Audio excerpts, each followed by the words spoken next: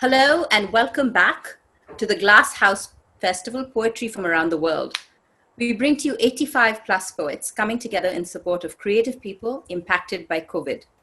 The Glass House Festival is wholly promoted by the Art Mantram Trust, which is a not-for-profit organization out of Bangalore that has been promoting the arts, artists, and art awareness since 1999. We have a fantastic panel for you today as part of this session on disobedient women, a feminist poetry today panel. Our panelists are Eleni Sikelianos, Natalie Holborow, Nurduran Duman, Tiffany Atkinson, and Somrita Urni Ganguly. Somrita Urni Ganguly is a professor and award-winning poet and literary translator, presently working in Calcutta, India. She was a Fulbright doctoral research fellow at Brown University and a BCLT fellow at the International Translation and Creative Writing Summer School at the University of East Anglia. Somrita, over to you. I'm really looking forward to the panel.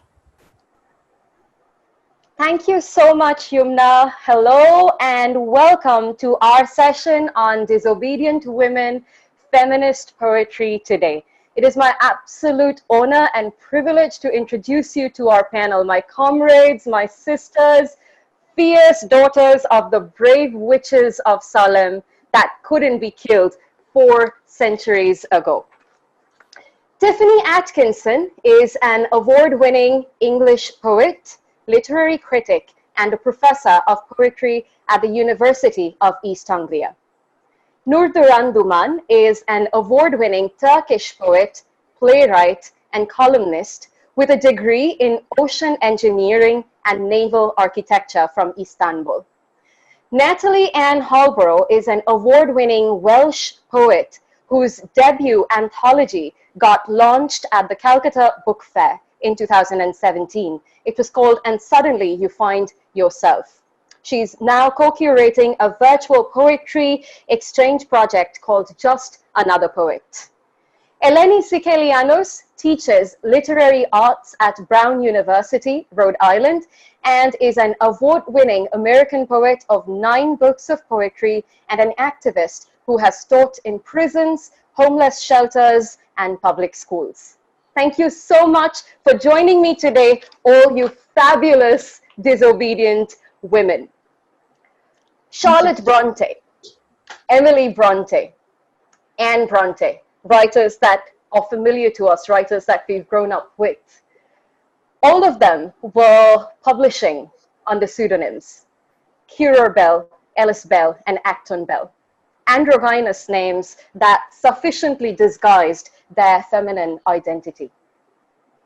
Marianne Evans wanted to be taken seriously as a writer, and therefore she published throughout her career as George Eliot. Jane Austen was known for most of her literary career and life as anonymous. In one of her lectures, Virginia Woolf pointed out that all anonymous writers in history were in all probability women. And in nearly 300 years, everything is different, yet nothing is different.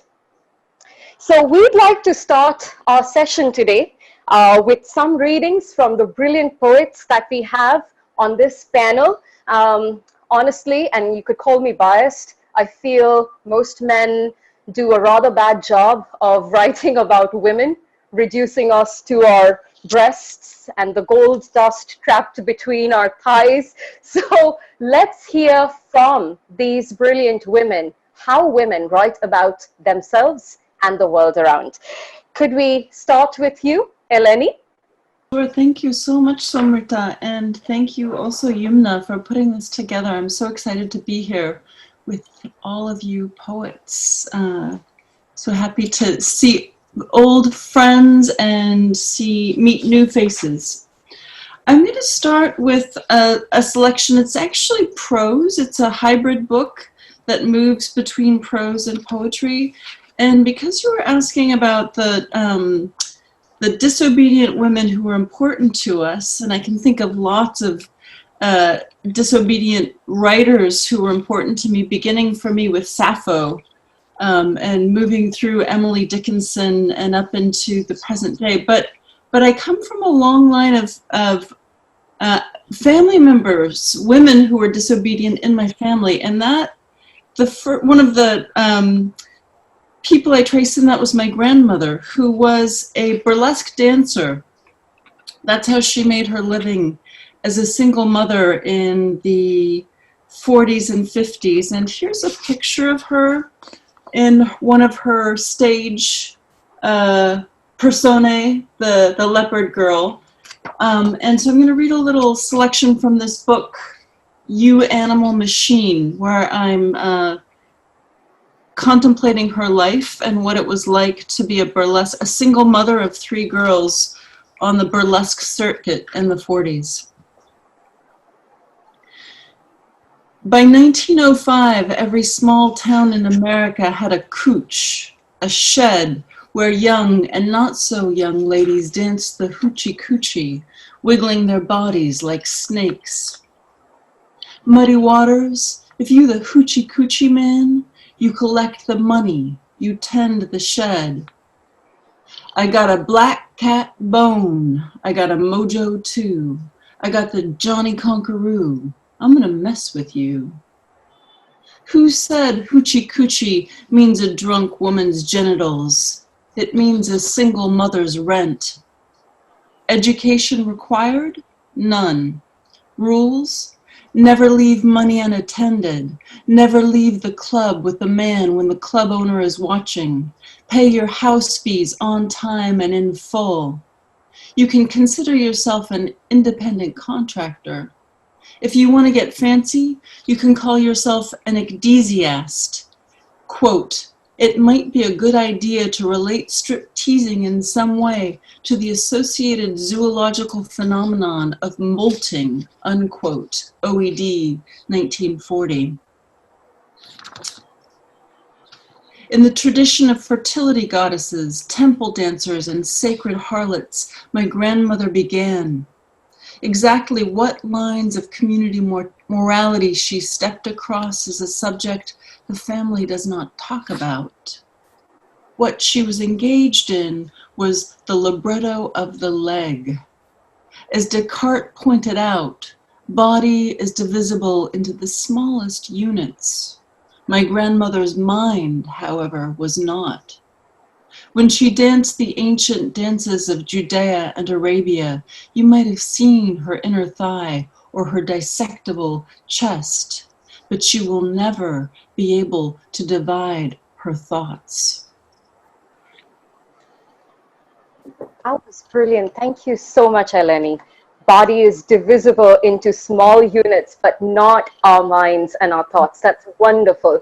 Natalie, do you want to take it up from there? Going to be hard to follow that up with, but I'm going to start with one that I actually wrote out when I was in Calcutta, and I saw this piece of street art, and it was of a young girl, and she was in all these jewels, and it kind of represented that transition between childhood and then having to fend for yourself in this sort of patriarchal world.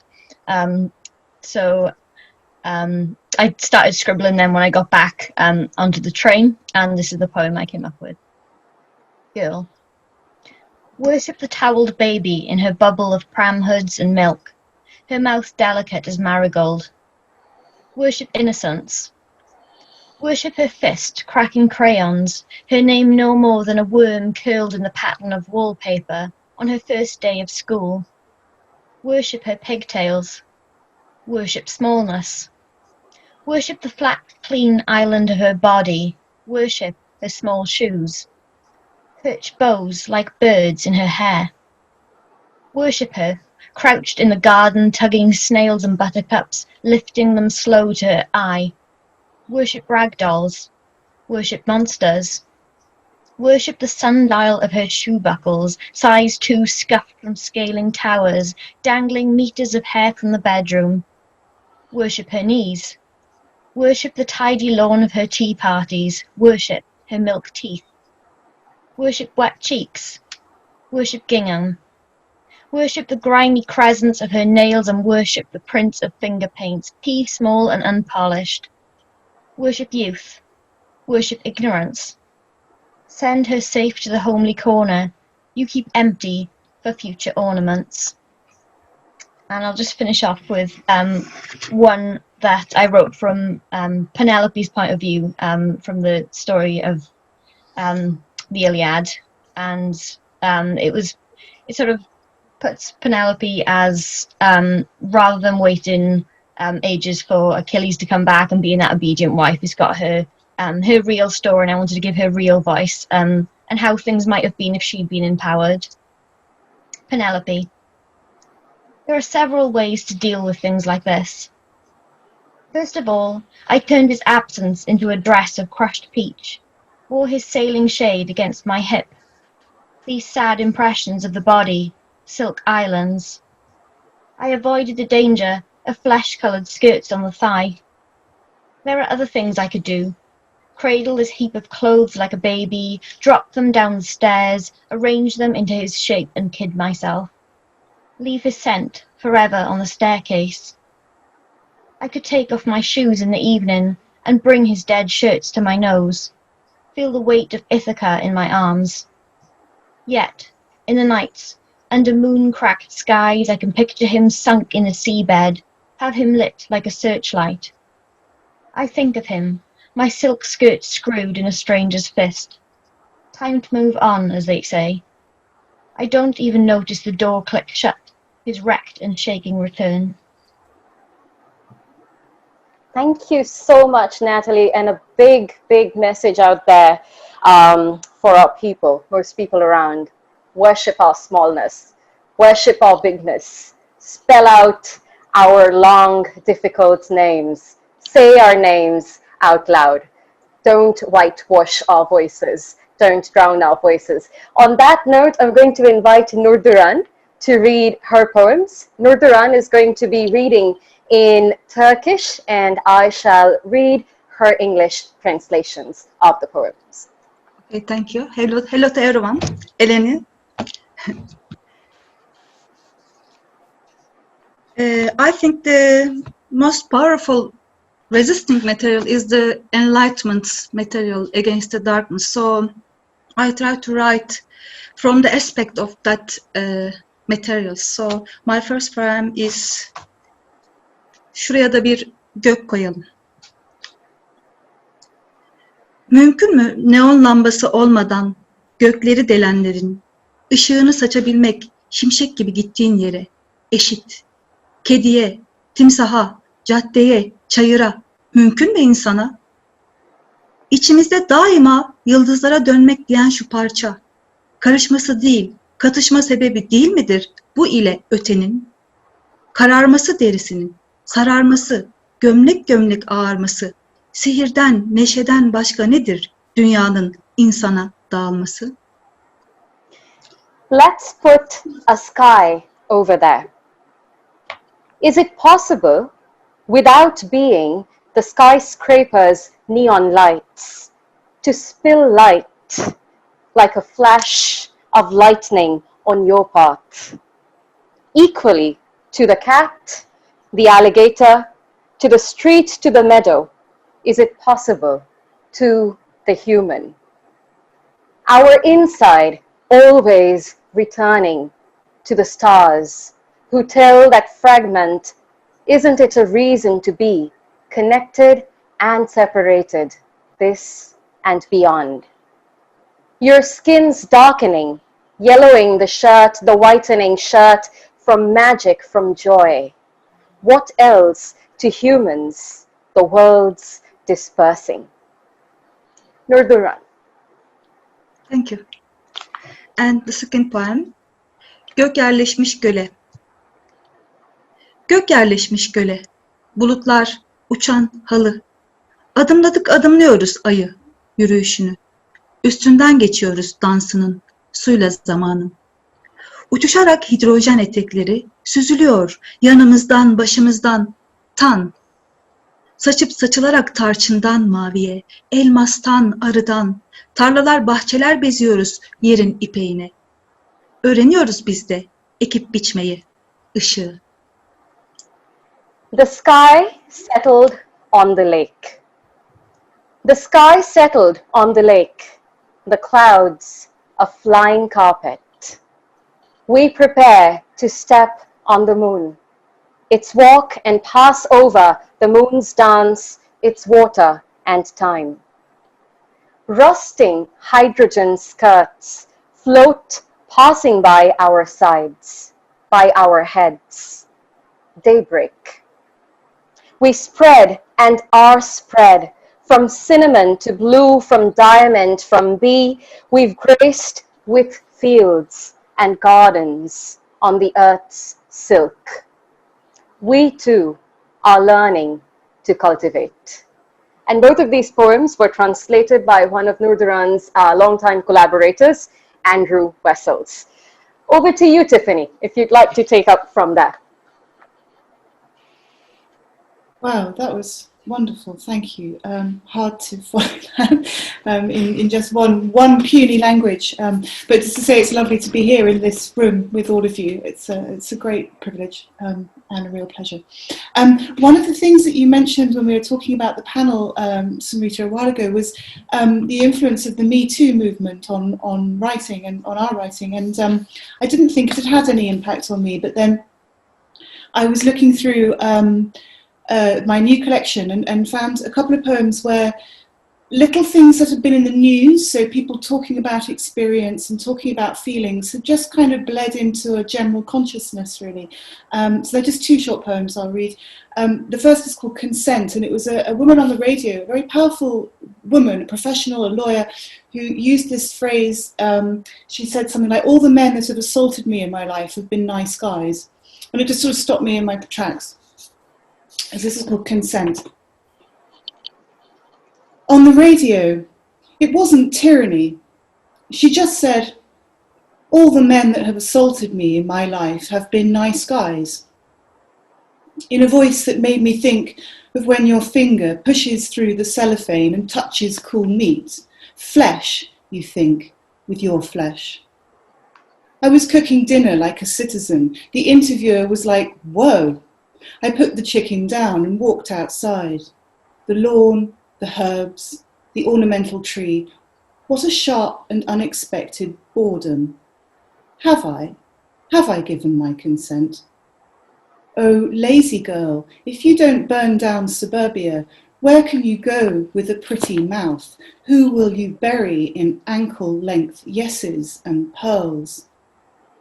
Mum arises in the backdraft of my cigarettes. Though so long into the dark herself, she has poor working syntax and is flat out knackered. Kid, she spells on the threshold, even the wind that cannot read or bone a chicken knows its own mind. And the second comes from a conversation I was having with a friend where we were talking about male attention, and I've never really had very much except when I've been visibly upset, which is a strange, extraordinary phenomenon. To be attractive when one is visibly upset scares the bejesus out of me, frankly. And I read in a piece of work by an English poet called Denise Riley, who I admire very much, a phrase, "flowering itself is a sign of distress." You know, the actual biological process of flowering is a sign of distress and threat to the organism. And this is called Burgeon, and the epigraph is "flowering itself is a sign of distress," from Denise Riley. No woman likes to go directly out from crying, only sometimes must. I say this as a plain one, well-built, working. This is not an act of rhetoric. Who's done her shopping raw of heart and barefoot, taken meetings as the full Pieta. So what? One is not an engine or a hockey captain made for roaring. And besides, who looks? Well, mostly no one. Only who? Some dogs and men in their wolf suits, always with the same white smoke of pheromone. Well, rather be a mommet in a bad hat, rather have the door swing in your face than wonder if the root of all attraction is distress. That flower girl you hauled up from the pavement, slightly roughly for her own damn good, and pushed out in your good dress. Save her rosebud eyes, her waxy cheek. Push on, O lacrimosa. Thank you so much, Tiffany, for saying that out loud, for spelling it out for us. Most of the men that have assaulted us are really rather nice guys otherwise. But I want to thank all of you for this round of cathartic words. This is 2020, and we are still living in a world where the idea of rights, basic rights for gender minorities, seems like a radical, alien fairy tale concept. We are living in a world where women are still shot in the head for daring to go to school, where reading Lolita in Tehran is still seen as a revolutionary act, where female writers are constantly being called too loud, too slutty, too much for writing about our bodies, our desires, and our experiences. So I want to begin the discussion today by asking our panelists what the idea of disobedience means to them, and what are the prices that you have had to pay for your acts of transgression, your acts of disobedience. Natalie, if we could start with you. When you mentioned disobedience there, straight away I think of labels that we have to, the labels that people place on us, and having to own those. I find, especially as a poet, and I don't know whether you find this as well, that the word confessional poet can often be used against us as a negative, and I find that men will tend to dismiss what you're writing if it's about your own experience, saying that it's too self-absorbed. For example, like Sylvia Plath, someone was having a discussion about her the other day, and a lot of the men were coming back as, oh, well, this writer is better, this writer does it better. And it's because she writes about what's going on in her head, and she's got that label all the time that she can't quite shake. And I don't understand why it's such a negative to be called a confessional poet, because isn't that what writing is, to write about your own experience? Men don't deal with that label. So is it about owning our labels or getting rid of them completely? Thank you, Natalie. I think that's a very pertinent question raised. Why are women poets called confessional poets and men not so confessional? What are they writing about? Are they not writing about experiences that they've lived with as well? Nurduran, do you want to take it up from there? About confessional poetry or Yes. I have to talk about Anne Sexton then. Of course, Sylvia Plath and Anne Sexton were friends, but Anne Sexton was the queen of confessional poetry, I think, and she wrote everything. She wrote about everything, and her poems are really aesthetic. So she's a very powerful, strong poet. So maybe I have to show her name here. I have to add her name. And being disobedient, especially in Turkey, if we double work, and if we produce, we are successful. In our literature circle, I don't see any difference between men or women writers or poets. But if we look at the directors of the publishing companies, the directors are men are more. But in the elder generations, there were real problems. But with our generation, now you can see lots of women poets, and next generation is coming really powerful. Women poets are coming powerful. But before us, the elder generations had really serious problems. And at these times, we always thank to those women. Yes, in literature circle at the moment, we don't have much differences between men and women. I can say that. But women, I think, don't like having power so much, because they can be editors, but they don't own the magazines, for example. They are not interested in to be the director of the magazine or the publishing house. They can be, you can find lots of editors, but leading, they don't like it. I don't know why. I can say no. Just these. Nurduran, would you like to be one of those publishers? Because this is something I've been saying for a while. We need more women in publishing, and not just women that are editors, but also women that are publishers, women that are calling the shots. Yeah, we should try. In fact, here, if you want to, you can do, but it takes too much time and energy. So you prefer to produce the other things. You want to be more powerful or more stronger or more beautiful poet. Yeah.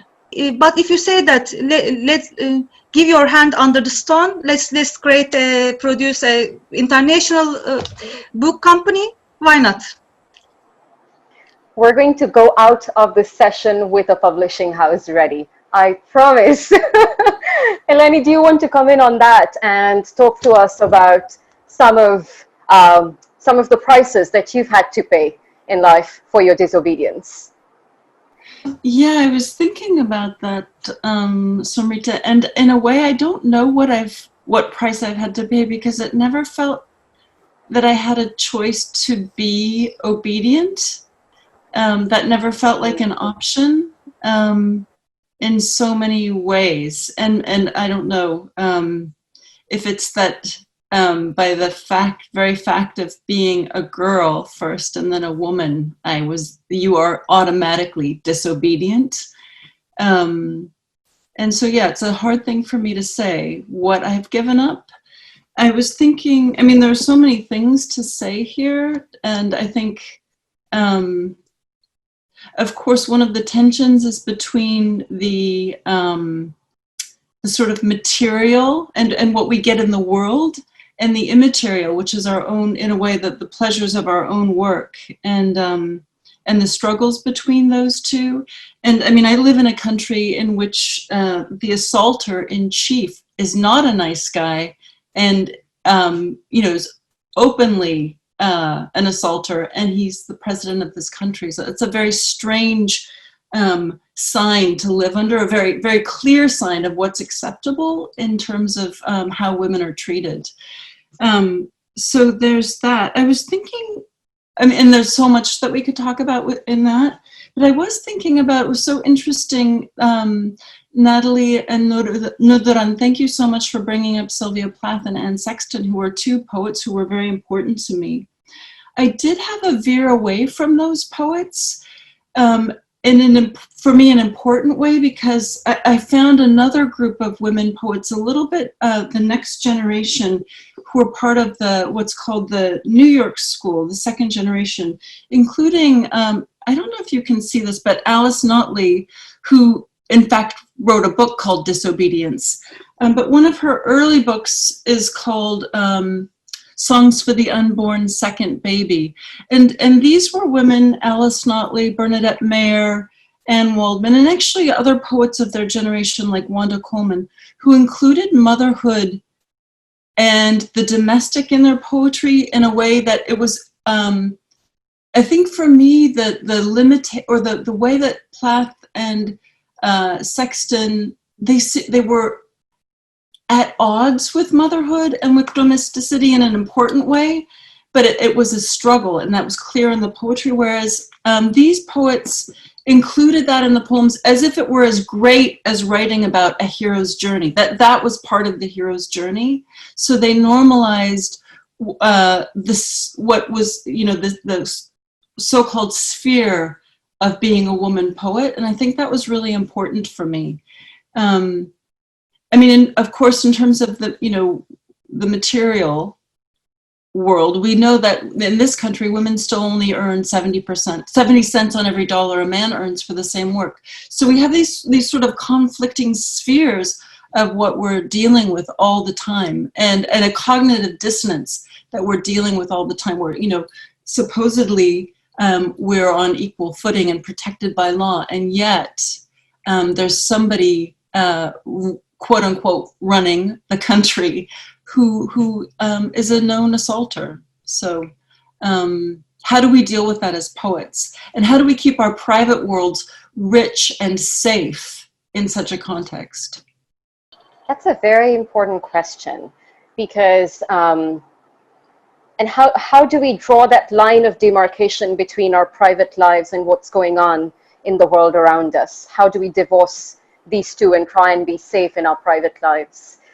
Tiffany, do you want to comment on that? Do you want to talk about, because also Eleni talked about this new generation of New York School of Writers that also included motherhood into that experience, into that ambit of disobedience, transgression, worship. What do you feel, Tiffany? What are some of the prices that you've had to pay? What are some of the monstrous things that people have alleged you've done when you've taken time off to write?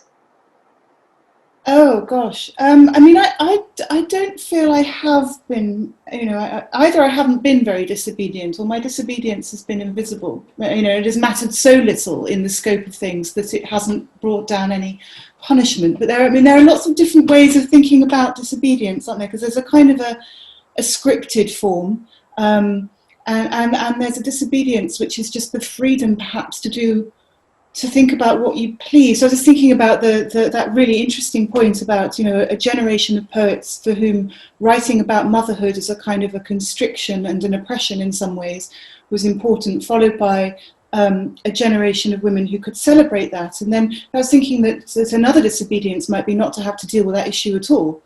You know, to be a woman writer where there isn't this kind of implicit status in writing about female experience like motherhood, like sexual assault, you know, that would be true freedom, wouldn't it?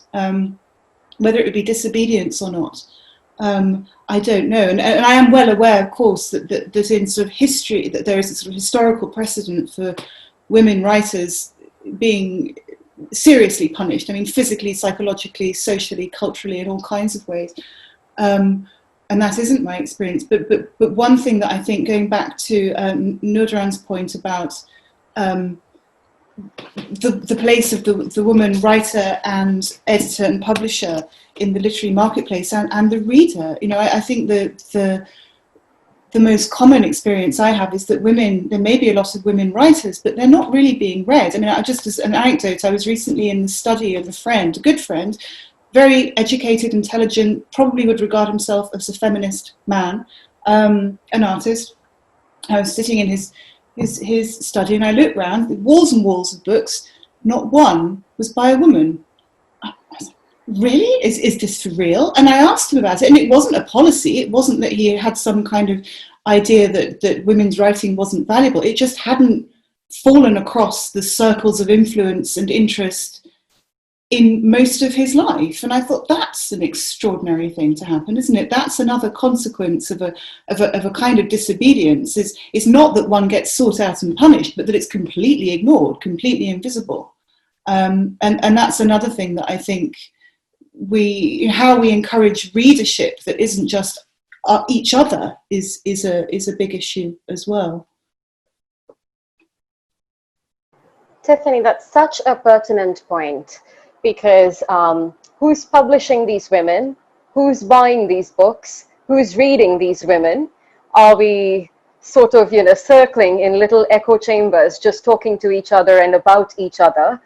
Are our voices being carried forth? So on that note, I think it'll be slightly remiss on our part if we don't talk about the impact that the Me Too movement might have had on the literary publishing industry, because a lot more poets are feeling encouraged to come out and name their editors that have misbehaved.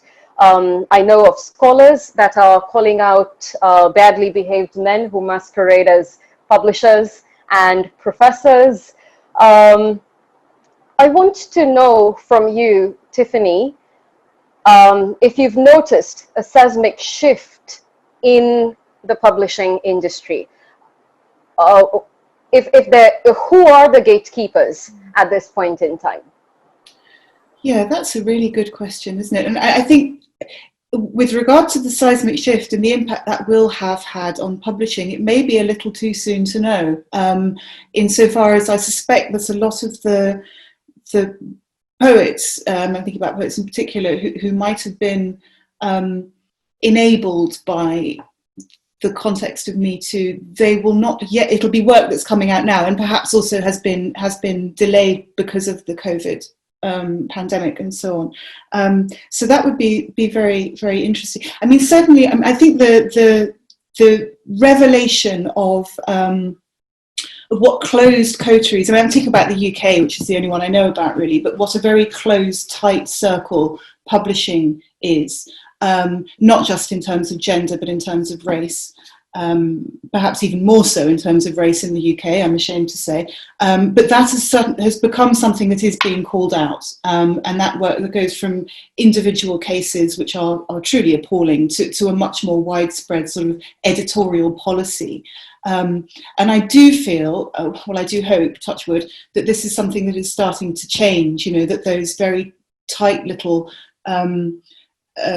networks are being broken open. And I think poetry has always, to be fair, been slightly at the edge of this because of its ability to work outside the kind of mainstream of commercial publishing. So small journals and independent publishing and performance and little magazines and so on have always been the places where some of this pushback has happened.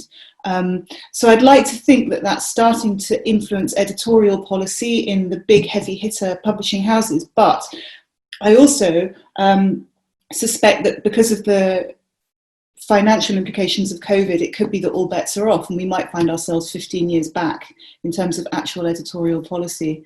I hope not, but I don't know. Natalie, I'm going to ask you the same question. What's it like in Wales? In India, I could tell you that we don't often find strong networks of solidarity, and people are very often going around guarding, protecting open secrets. What is it like in Wales? What does it look like, Natalie? I feel like I'm quite lucky living in Swansea because we've got a really strong poetry community and people do look out for each other. But I think in this day and age, you kind of have to be more public with your work if you need to get noticed. And I find, especially with promoting things on social media, which sort of goes hand in hand with the whole performance poetry thing, you're leaving yourself much more vulnerable, unfortunately, to other people who are going to comment on what you're doing, especially the way it could be you post up a video and someone's going to comment on the way you look. And I've had men almost chase me off social media in a way because they said you've only got that award or you've only had that performance slot because of the way you're dressed in that picture or that video. And I found that I was getting to a point where I was starting to dread opening my messages. And I was thinking, should I call him out on it or should I just, is that creating too much of a fuss? And there are women, if I mention, you know, something's going on, there's always women who'll come in and defend me. But still, I feel like it's not my place to call them out, or perhaps I'm overreacting, or it's the whole thing about the women being hysterical, isn't it? And they'll always try and palm it off with, oh, I was just drunk, or I was just trying to compliment the way you looked. And I just thought, well, it's not to do with the way I look, it's to do with my words. Why are you even commenting on that at all? Because no man would put up any sort of spoken word performance and then have people commenting on his clothes or the way he's done his hair that day. And I just thought it was really unfair that I had to be silenced then because I didn't want to open my messages. And I thought, why should I not log into my social media account, not share my work, because I dread what men are going to say? Nurdiran, I'm going to ask you to sort of comment on Natalie's experience and observation. This is something I know we face in India as well. Our books, our looks, the way we are looked at when we're on stage, and just as Natalie mentioned, you win an award, and the response to that is very prompt. You've either been sleeping around with the awards committee or the jury, or you look a certain way and therefore you've been given the award because you make a nice poster girl. What has your experience been, Nurduran, in Istanbul? In fact, now these days, I think we have no problems as women. But in the past, I heard lots of things. Now you work and you get. But I know that if they are friends, men are friends, so they can direct the juries and the other places. As I think it is the same in the world too. I just want to say that if something happened about women, animals, or children, recent years, our social media and even magazine media are very sensitive about that. Everybody, men and women, are shouting about even one event. Especially, for example, 2 weeks ago, a very, very popular actor hit his girlfriend, and this has been still our talks in our televisions, and the law also works because of the crowded. So I see that every day we are developing these rights and make the law good things. So I see good things. That is very encouraging. Eleni, if you could come in on that, because Nurduran talked about people making a noise, people shouting, as they rightly should. I've known of certain editors that have had to step down because of people making a noise, which we must keep doing. What do you think of our cultures of silence, Eleni? Are there enough people talking? Are there enough people making a noise? Is there enough solidarity for people that are making a noise? You know, I think there are these very many overlapping spheres, and in some ways, because the world of poetry that has been important to me is a world that is actually lacking power. There's been more gender parity, actually. Because it's a lot of small presses and so forth. But in this, you know, in the spheres, other spheres close to me where there is more power, there's certainly, I think there has been enough solidarity, or there's been quite a bit of solidarity. I don't feel that the movement is over or should be over. There's a lot of work to do still on so many levels.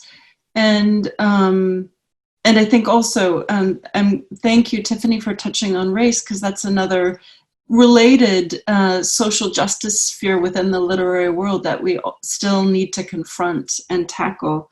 I think there are all kinds of issues of invisibility and visibility, the hypervisibility of the woman poet as, you know, either a maternal object or a sexual object or a gendered object.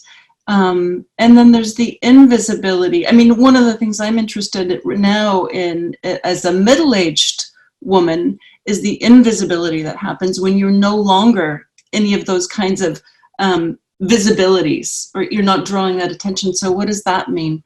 But I don't think the work's over. That's what I have to say. We have a lot more work to do. And I do feel like, yeah, it's at these material levels that a lot of work has to be done. And it's something I remember actually Alice Notley saying to me once, she didn't care what woman was elected president. She just wanted to see a woman. And I didn't think about that, but I'm getting to a point in my life at 55 when I think, am I ever going to see a woman elected president in this country? I mean, that's a shocking thing to have to confront in a real way. And it wasn't that I was a huge fan of Hillary Clinton. There were many deep reservations I had about her, but I saw the way that her gender, there was an invisibility in the way gender was influencing how people reacted to her.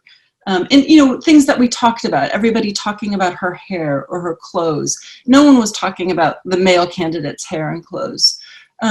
So just those ways that there are invisible forces that we don't realize are happening, and the ways that we are invisible too. So,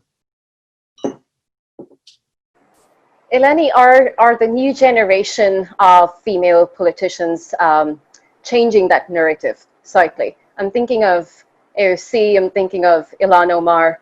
How are they changing this discourse? I think they are changing it beautifully. I want to see them rise further up.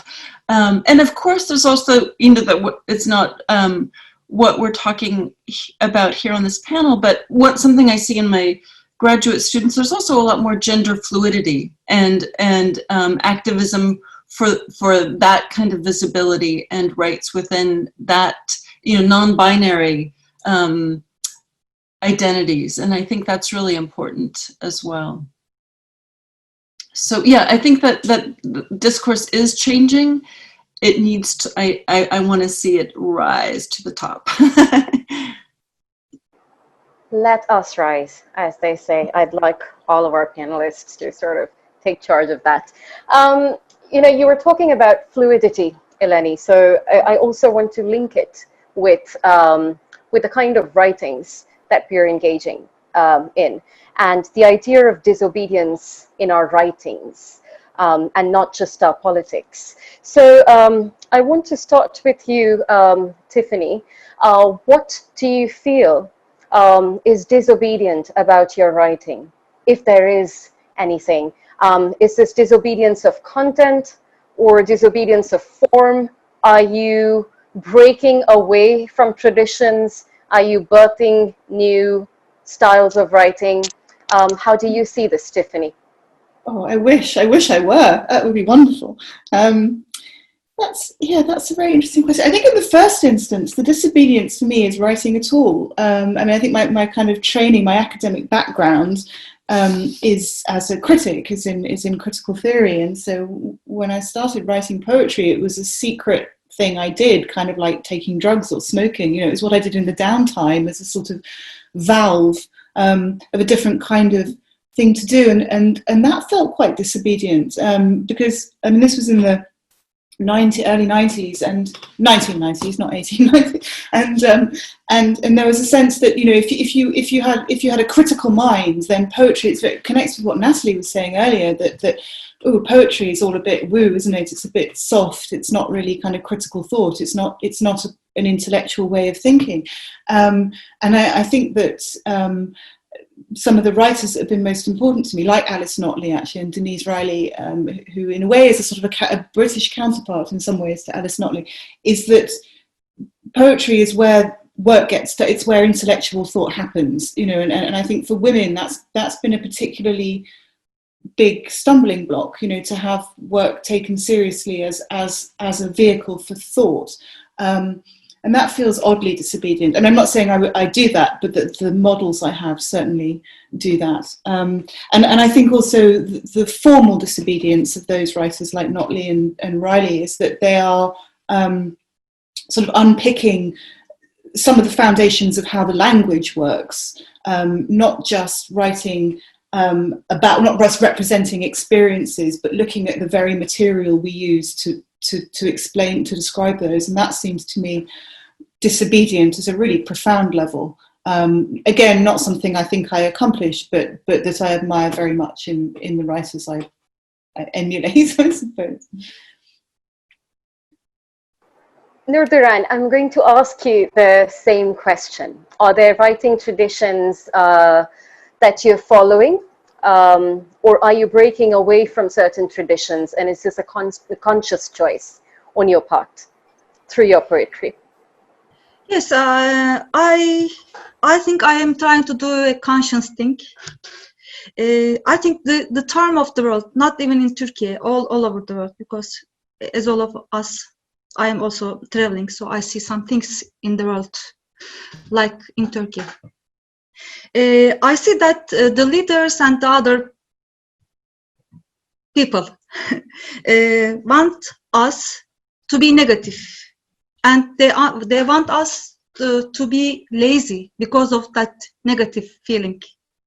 So for me, challenging is to produce, to write more, to work more, and to do things with the material of enlightenment. Really, I am very busy with these materials of enlightenment, because I believe that if there is darkness here, because there is no light, if the light comes, you can't have the darkness. It is not real. So I try to write my poems in that way. I see the problem, but I put the solution, or I see the problem with another aspect, to give the hope, to make the readers feel brave. So this is one way, and also and also I use the opportunities of my language, and also poetry. The opportunities, the poetry's opportunities and the language opportunities come together. I have a really limitless area to say and to create a new artistic thing. So as a poet, not only a woman poet, I try to write a new thing. So people say that I have a language issue in my poetry, and I like to hear that, because yeah, I know what I do. So, and they say that. So in form, using the language in the poetry, and also in themes and the aspect, I try to do conscious things. I hope I can succeed. Thank you. Eleni, Nurduran talked about writing about hope and coming from a place of light instead of constantly dwelling on the darkness. For me, eco-poetry is one of those branches, genres, themes, motifs, I don't know how to describe this, is a kind of writing which deals with hope. Would you talk to us a little bit more about your writing in particular? When and how you started writing eco-poetry? What was it about nature that spoke to you as a woman? What are these parallels between our experiences and what we are doing to the natural world today? Yeah, thank you for asking that, Somrita, because I was thinking about, and when we're talking about gender and social justice, that eco-justice is part of this same system. And it's so important, it's so critical. This is the next, or not even the next, it's another huge crisis that we are going to have to face in very real ways. And it actually, for me, and I really admire Nurduran's attention to hope and joy. I think that's so important in times that can feel very dark and very hopeless. I was just listening to a talk on Zoom with the poets Roger Reeves and Solmaz Sharif, and Roger Reeves said something really interesting, that because Solmaz uses a lot of light in her work, and he said for him sometimes a poem is like the light of Lucifer, and it sounds a little scary, but it's a light that shines in a dark place. I thought that was a really interesting way to think about things, that sometimes that one of the things that, because I think poetry actually by nature is disobedient. And yes, when Tiffany, yes, we are all disobedient, even if, we don't mean to be. Poetry troubles the received perception of the world, even by its, for me, part of that is at the syntactical level, where syntax is organizing the meaning making, and we can trouble that in ways that I think are really important. But yes, shining this light in places that we don't want to look, I think, is very important. And I guess for me, eco-poetry is a place where there actually is a lot of grief, because there's so many species are moving out or being moved out of existence. That's a very painful thing to live with. And I think about it almost every day. When we think we're going to be losing, I don't know what percent, 20% or more of mammal species in the next 10 to 20 years. It's a shocking thing to live with.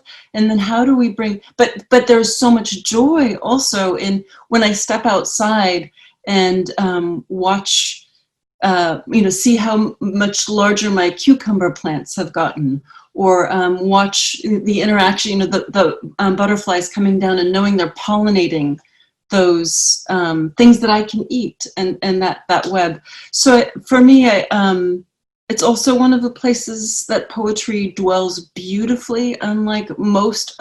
It's expert at what Keats called negative capability, and I'm not really answering your question because I feel like I have so much to say about it, but I do, Blake, some are born to sweet delight, some are born to endless night, encapsulates all that poetry is capable of, and holding this joy and this grief and this joy, let's say again, together and I think that's so important right now in a world full of difficulty, to hold that joy. So thank you all for doing that in your work. And thank you to Eleni for doing that adequately and sufficiently and loudly. I'm going to ask Natalie the same question. Natalie, the very act of writing can be a form of transgression. Poetry in itself is a form of disobedience. As Tiffany's pointed out, as Eleni's pointed out. Do you consciously disobey forms, structures, traditions of writing in your work? Natalie? I don't know whether it's consciously, but the more I've thought about it, I think the way I'm writing now is influenced by a lot of the movements we have. And I think a lot of the time we're having to amplify each other, we're realizing our own responsibilities, whether that comes to events and having diverse panels, whether it comes to recommending writers of different genders, different races, and making voices heard. And I've really got into collaboration recently, encouraging other people to collaborate. And I think that's a really great way, not only to build bridges, but to understand each other better, and to learn from each other's styles of writing and how we express ourselves. Like recently, I worked with another female poet, Mari Dunnan, and we sort of challenged the way females were written about in mythology and literature and fairy tale, and turned that on its head. So we both had very strong female voices with that. But I've also tried to work with people across cultures and try and understand the way people are writing. For example, I've worked with people in Sweden, or I've worked with people in India, and we've worked on similar projects just to see how we'll interpret things and explain to each other the ways in which we work and what we're trying to say. And I try and work with male poets as well, so that I can teach them a bit about the way, whether this is consciously or unconsciously, about the way I'm writing, and I can learn about how they're expressing themselves as well. And I think it's really interesting to be able to do that, and I think I want to see more collaboration. And I found that now that we're sending work off, a lot of the big publishers will say we're not interested in collaborations, either because they think it's an easier form of writing because there's two people, which I don't really understand, because it's double the work because you've both got to agree on things, or it's too unusual, too experimental, and they don't want to hear it. It doesn't fit the mold quite so much. And it would be great if more people could do this and it was more actively encouraged, because it's a learning process as well. For sure. So in the interest of time now, I'm going to ask our panelists one last question, and then we will take questions from our audience. And this is something I'm really excited about. Eleni's already talked about it, but we'll go back to her again. Who are some of the disobedient women in history that you admire? Could we start with Nurduran this time? Firstly, I want to thank all of them. All the women poets, Yes. women sculptors, women scientists, women workers, to all of them, because if we are here and talking, if we can produce, they did this. They put the milestones, and now we are doing our things. I think I should tell 3 names from Turkish poetry and painting. From Ottoman times, we have a poet Nigar. She lived in Ottoman times, and we know that she is the first woman poet, and we respect her.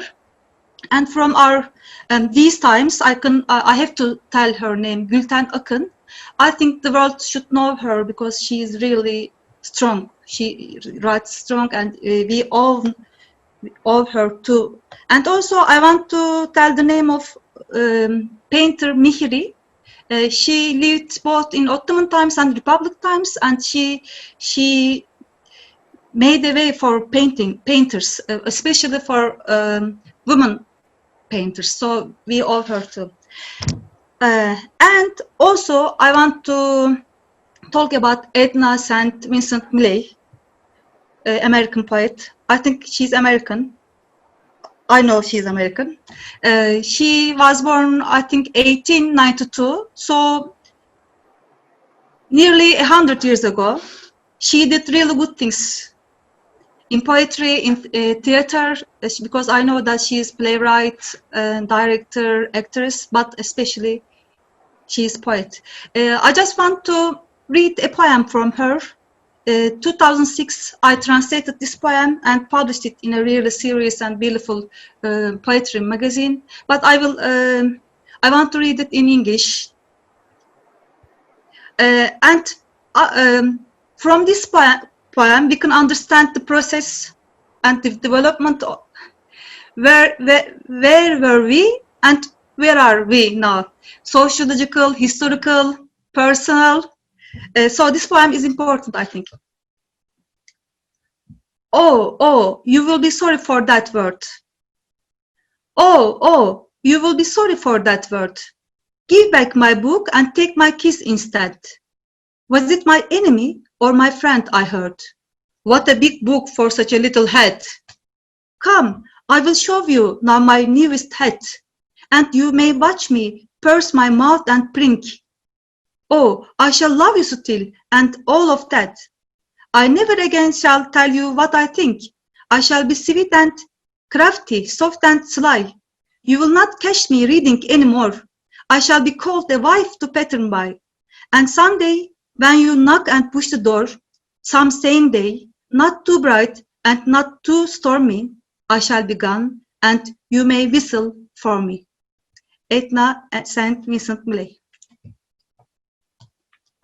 Thank you so much for that reading as well, Nurduran. Tiffany, who are some of these disobedient women that you've admired, that you've looked up to?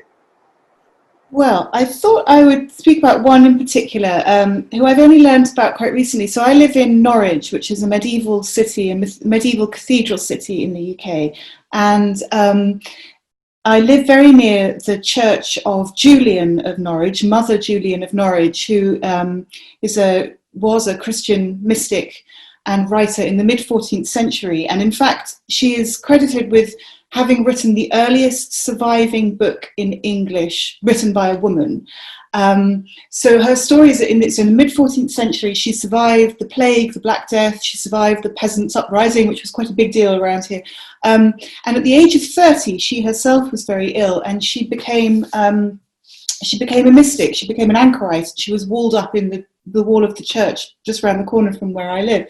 And her book is called Revelations of Divine Love, and it's a key sort of Christian text, and it was preserved through, I think, the efforts and the work of Benedictine nuns, so women who were scribes and who preserved this text all the way through the Reformation and everything. And it's an extraordinary story because Julian, at 30, when she became an anchorite, she was effectively a middle-aged woman. She was probably a mother, probably a wife, and she had this transformation, and I think it's just an extraordinary story of somebody who was sort of so disobedient in a way that her life had two completely different components. And and unbeknown to herself at the time, of course, she's now at the heart of a tradition of female writing. I mean, the first book in English language written by a woman. So she's a kind of local hero, really, and disobedient in a way that was, by definition, quiet. I mean, she walled herself up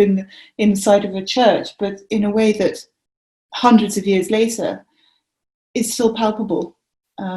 So yeah, she's my disobedient woman of the moment. Eleni, you've already talked about Sappho. You've talked about the disobedient women in your own family. What is it about Sappho? What is it about these women and their disobedience that moved you? Of course, are there other disobedient women that you admire? There are so many that it's hard to even. I was thinking how to focus this list a little. Sappho, I don't know that her disobedience felt disobedient at the time, but her poems professing love for other women clearly became read as very disobedient and was therefore erased in so many ways. That's, as we know, we only have one poem extant in its entirety and everything else is in fragments, because that disobedience was scholars and scribes attempted to stamp it out, and yet she comes through to us in such a powerful way. There are so many that I want to. HD is another poet who is so important to me, who lived life in her own very particular way, and I think she's one of the great epic she wrote one of the most important epic poems of the 20th century, and yet she doesn't get read in the same way that others do of that period. Lucille Clifton for writing about the female body and for writing about the Black female body in a way that allowed all its desires to come forward. The poets Muriel Rukeyser and June Jordan for being politically engaged poets at times when that could be seen as secondary or make the poetry seem less important. Another poet who's been very important to me is Lauren Niedecker, who lived in rural America. And one of the things that I think is so important about, she was one of the few working class poets of the modernist era who's come through to us. And that's really inscribed in her work in a quiet way. And I suppose she was disobedient in the way that Emily Dickinson was, where she was just doing her own work, despite all that was telling her it wasn't valuable. So many. They're the writers I return to again and again. Natalie, who are some of your disobedient heroes? I remember reading Gwendolyn Brooks when I was in university, and it was the first time I'd ever come across her work, and I just remember being absolutely blown away by what she was writing. About the fact that she's just got this honesty and this strong spirit that comes out in her writing. She writes about the female experience, like she wrote that poem, The Mother, that was totally unexpected to me, but it's about things that we don't talk about and things that are still taboo, because that was about the mother's experience of abortion and the feelings she was going through. And these are things that even now today, we're just silenced, or we feel that we can't speak about them, we can't write about them. So for her to have done it during that time, that to me amazed me, and it's something we could still be learning from. And another one I think is Frida Kahlo, just for the way that she always painted herself, never in a way that was self-pitying, but she was always strong in all of her portraits. She was sort of ahead of her time, and with her style, she was very individual. She had that distinct sort of way that she painted, and it's something that we still admire now. And you'd be able to tell a Frida Kahlo painting if you looked at it. She wasn't sort of influenced by how she should be painting. It's just herself. She's completely unapologetic. She doesn't put herself in any sort of victim position. She's like, no, this is me, this is how I'm painting. And again, I think that's something we as women can learn from, and not be afraid to just completely be ourselves in our writing and not let anyone silence us or influence us in any way. Well, I wanted to just say I went to hear Gwendolyn Brooks read towards the end of her life, and it was an audience with maybe, I don't know, 500 people. I knew that, you know, she was getting old, and I really wanted to hear her. And at the end of the reading, she gave out her phone number to 500 people and said, if anyone needs anything, call me. And I just, that was so incredibly beautiful to think about how generous and nurturing she was, and still felt free to be. So, did you call her? Amazing. I did. I wrote the number down, but I didn't want to bother her. I did. I have had a couple students who were her students, and they said she was just so generous. I think she was famous for having kind of an open door in her home as well as in her professional life. I like her even more now. That's amazing. Yeah. Thank you so much for sharing that anecdote. I mean, you know, there are some people that make you feel so safe, and there are some people that are so generous with their time and their contacts and their resources. It's just incredible to have these networks of support around you, and it doesn't matter how close or how distant this person is from you in terms of location. But you know, as each of you pointed out, you know, you've reminded us of these very important acts of transgression, some very big and some very little in their everyday things. And really, our disobedience could go a long way and in any direction. I mean, we could be protesting governments, or we could just be fighting for our right to pluck a fruit and suck the juice and spill it on ourselves and dirty ourselves and our hands and our skin. So we're going to wrap up this session with another round of reading from our poets. Could we begin with Tiffany this time, if you would sort of bring us back to poetry once more from the discussion that we've just had, Tiffany? Yeah, thank you, of course. I'm going to read one poem. It's called 21 Points for a Feminist Essay on Film. They're very short points. I just want to reassure you that I've got to the age where I find myself helping my friends' children with their homework, their coursework on feminist things and so forth. And one of them was doing something on feminist responses to film, and so we watched a lot of films together. And it's a kind of funny poem in a way, but also maybe not, response to that. And thank you very much for having me as part of this fantastic festival and conversation today. 21 points for a feminist essay on film. 1. Something small to say, and mostly us to say it.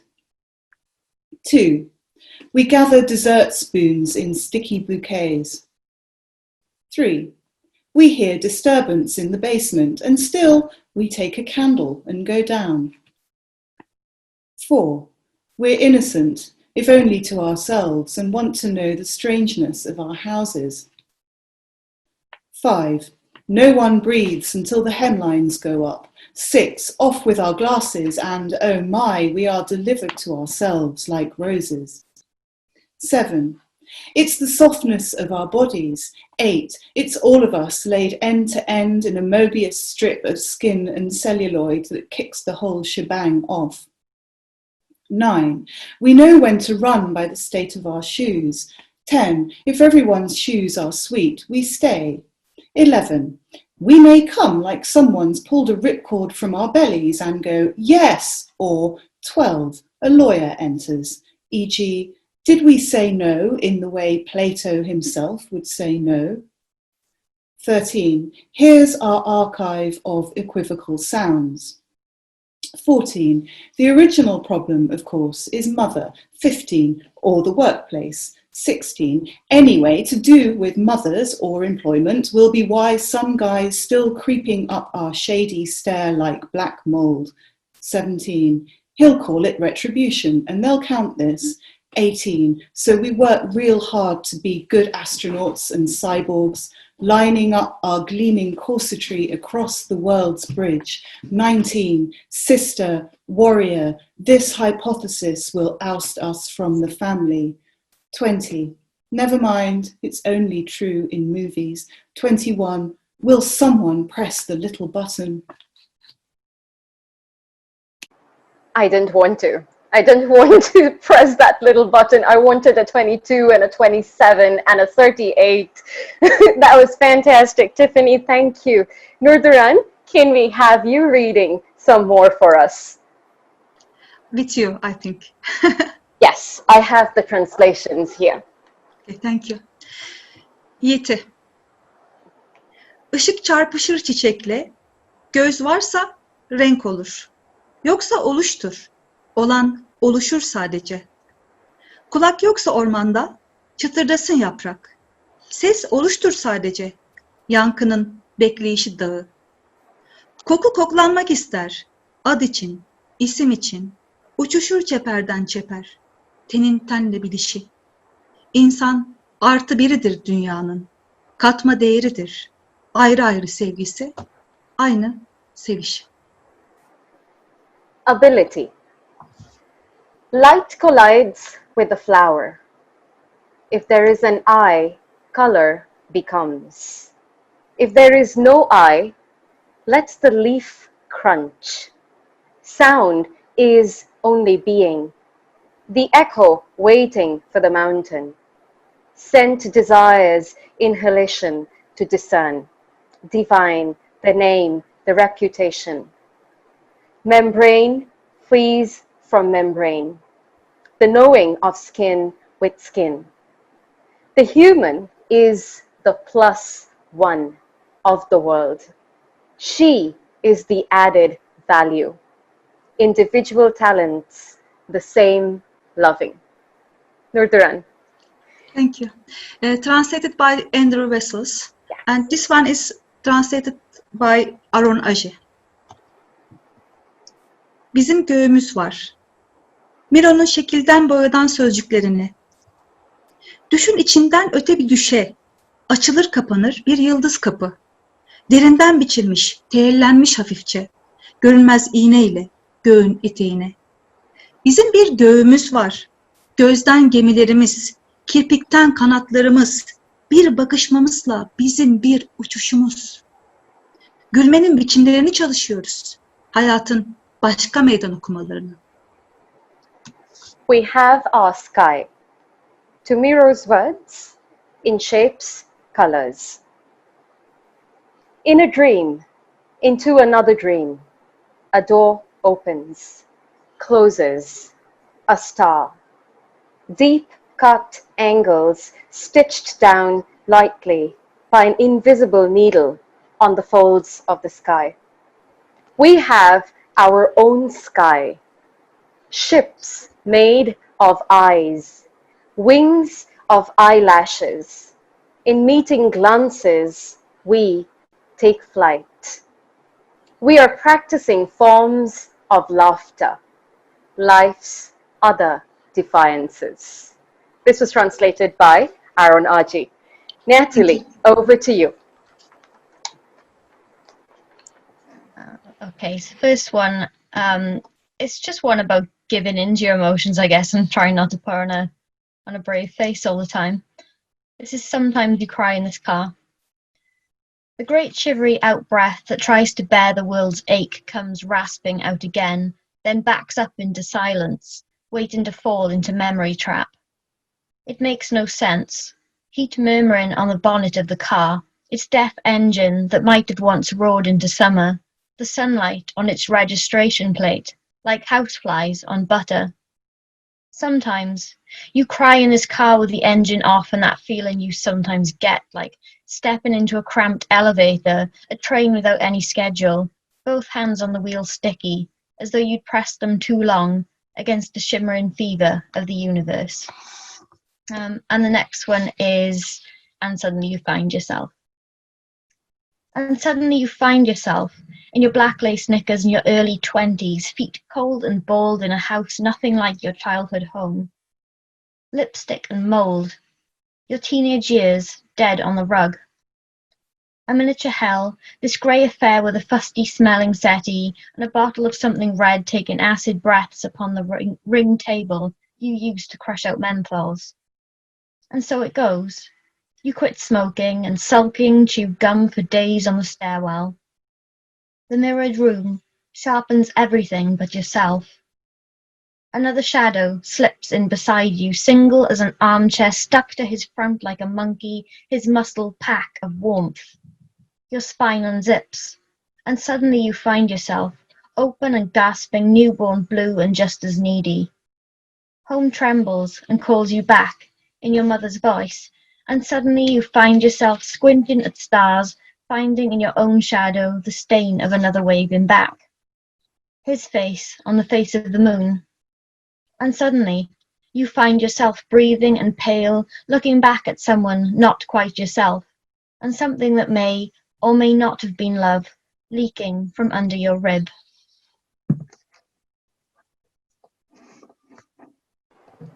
I'm going to invite Eleni to read to us again. Thank you so much. Beautiful poems. Thank you, Somrita.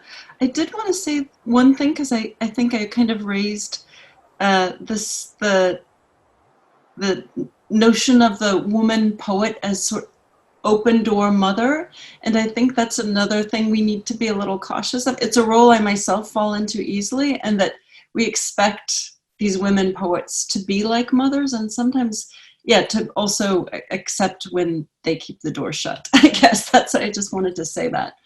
I'm going to read from a book called Make Yourself Happy. It's a eco poem trilogy, and I'm going to read from a piece in the last section. And I wanted to say that it's a piece in which I'm thinking about the pressure to erase experience from women's faces, and thinking about how, let's say, when we look at the face of the earth and we see the crags and folds in the face of the earth, that those are things we value when we look at the earth, and how we see that time has passed and that experience has been gathered. So it's a little abstract, but that's part of what I'm thinking about here. They sought to erase from my face all evidence that I had lived. They used needles to do it, extraction methods and plumping. Ocean makes a slurry sound behind my head, a oh sound. It was silent as the atoms were gathering. Then it got noisy. Sound made the ocean make sound, and we found history on the earth's wrinkled face. Seen a woman who rhymed with time. Does her decay? Does her primordial radionuclide dress and its disintegrating daughters do time? Self is a god we walked through. I was an idiot. It was a mistake. I believe something here. What self? I do not believe the man-made sky. I think like a hero. I think like a dog. I was looking for the real sky. I want more face, more mother, more atoms moving through the heart. Get ready. I am taking man back for woman, mankind. That is absolutely brilliant. And also, thank you for flagging that, Eleni, because it's really, really important for us to get used to women saying no when they want to, and to not sort of be everybody's mothers and, you know, take care. I mean, sure, if they want to, go right ahead. But yes, this is not something we owe to anybody. Thank you so much for flagging that. There is a river in the Sundarbans. It's called Matla Nodi. And in Bangla, the word Matla means intoxicated. In Urdu, it means the first couplet in a ghazal. And I would like to be that river someday. You know, a roaring, raging, raving, drunk poem of a river. Because in our country, our rivers never get judged. The women always do. The gender minorities always do. So on that note, I would like to invite the audience to participate in a live question and answer session with our panelists. Please join us in the Zoom room for a Q&A. You will find the link in the next slide. Our books are also available in the virtual bookstore of our organization, which is artmantram.org. I'll say that again, artmantram.org.